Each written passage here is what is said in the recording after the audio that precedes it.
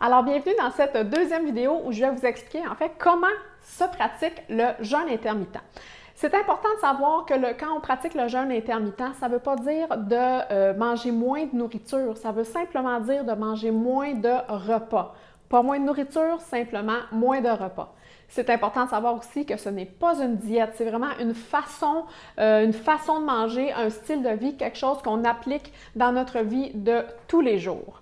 Donc, si je vous explique mes schémas ici, c'est vraiment pas compliqué. Quand on pratique le jeûne intermittent, c'est qu'on ne veut pas avoir de collation entre les repas. Donc, ici, c'est pas mal ce que tout le monde, c'est la journée de pas mal tout le monde ici. Donc, on déjeune le matin, souvent on a une collation, ensuite, après ça, on se rend au dîner, on a une autre petite collation. On se rend au souper et là, le soir, on a des fringales, on a un peu faim puis on continue à manger. Quand on est en jeûne intermittent, on veut commencer par 3 repas par jour. Donc, on se lève, on va déjeuner, ensuite de ça, on va dîner et on va souper. C'est ça qu'on veut faire. On ne veut pas qu'il y ait de collation entre nos repas, très, très important. Donc, pour pouvoir faire ça, ce que vous allez devoir faire, c'est pratiquer. Comme je l'ai expliqué dans la première vidéo, le jeûne intermittent se pratique avec l'alimentation keto, qui est une alimentation faible en sucre, faible en glucides. Donc, ce que vous allez favoriser, dans le fond, c'est que vous allez favoriser, évidemment, légumes verts à volonté, avec un peu de protéines et vous allez rajouter des bons gras.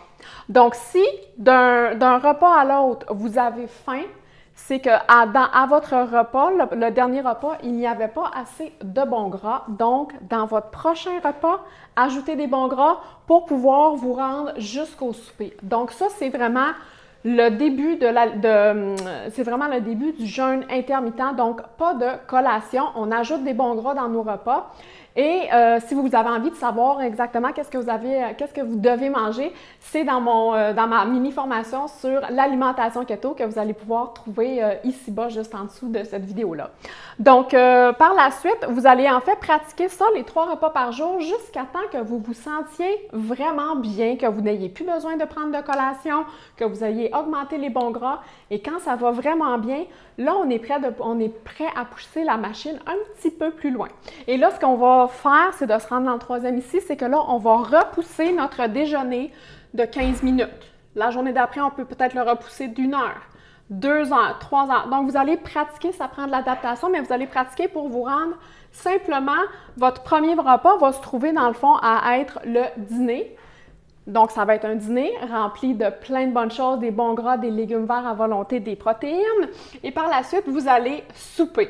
Donc, comme j'ai expliqué tantôt, ce n'est pas moins de nourriture, mais c'est juste moins de repas. Donc, c'est important d'avoir des repas qui vont vraiment nous combler, qui vont avoir plus de gras à l'intérieur. Et quand on augmente les bons gras, ça augmente nos calories parce que le gras est plus calorique que les glucides, que les sucres.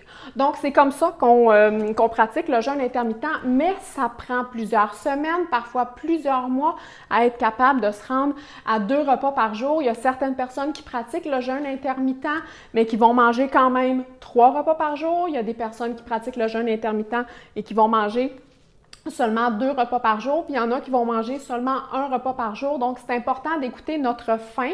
Si on n'a pas faim, on ne mange pas. Si on a faim, on mange, mais entre les repas, il n'y a jamais de collation.